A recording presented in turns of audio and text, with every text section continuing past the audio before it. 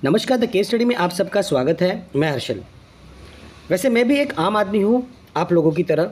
मेरा भी एक परिवार है और उस परिवार के लिए अपनी फटफटी लेकर कभी अस्पताल चले जाता हूँ, कभी दवाइयाँ लेने चले जाता हूँ, कभी घर के लिए सब्जी लाने चले जाता हूँ।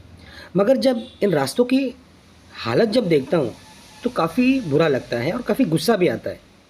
चाहे जिसकी सरकार हो, मुझे सरकारों से कोई लेना देना नहीं है, क्योंकि रास्तों के खड्डे की जो व्यथा है वो हर सरकारों में यही रही है और शायद आने वाले दिनों में भी यही रहने वाली है। कल ही हम सब लोगों ने मिलकर आज़ादी का जश्न मनाया था, मगर सवाल उठता है, क्या आज भी हम आज़ाद हैं?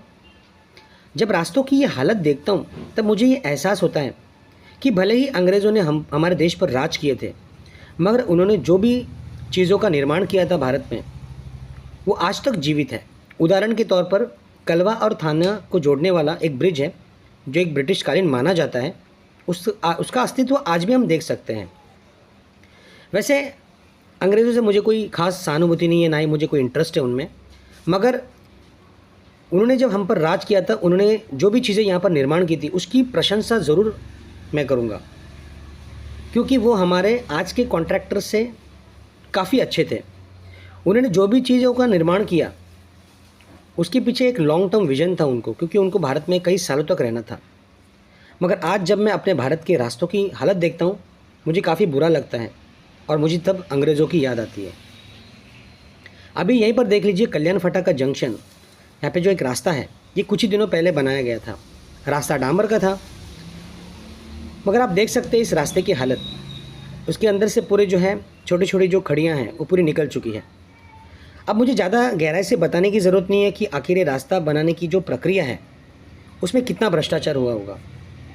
हालांकि ये तो एक जांच का विषय है और मैं उसमें पढ़ना भी नहीं चाहता और जांच भी करवाना नहीं चाहता, क्योंकि उसमें होता कुछ है नहीं। सबके सब सेफली लैंड हो जाते हैं। यह भारत देश हमारा है, शहर हमारा है, गांव हमारा है। अगर ये रास्ता अच्छा क्वालिटी से बना हुआ होता तो हम जैसे नागरिकों को तकलीफ़ का सामना नहीं करना पड़ता। परसों ही सुबह 5 से 5:30 के लगभग मैं एक पेशेंट को लेकर अस्पताल जा रहा था। उन्हें अस्थमा की शिकायत थी, सांस लेने में दिक्कत थी। सिर्फ कल्याण फाटा जंक्शन से वाशी का जो MIDC पाइपलाइन का जो रास्ता है वहाँ से जाने के लिए मुझे करीबन 10 से 15 मिनट लगा।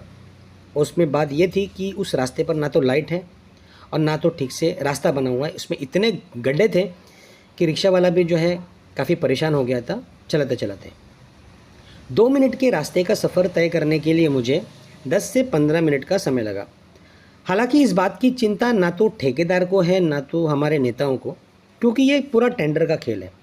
घटिया रोड बनेंगे तब टेंडर फिर से निकलेगा, जब टेंडर निकलेगा तो फिर से कमाई होगी, फिर से भ्रष्टाचार होगा। और ये एक साइकिल है, जैसे एक होता है ना वाटर साइकिल होता है, नाइट्रोजन साइकिल होता है, तो ऐसा इसको हम एक टेंडर साइकिल भी कह सकते हैं। जनता का क्या है, कुछ दिनों में सब कुछ भूल जाएंगे। पता नहीं ये वीडियो बनाने के बाद कहीं ये लॉबी मेरे पीछे ना पड़ जाए, मगर अगर थोड़ी भी शर्म बची है तो मेरे पीछे ना पड़ते हुए रास्ते के पीछे पड़ जाओ और एक अच्छे रास्ते का निर्माण करो। धन्यवाद।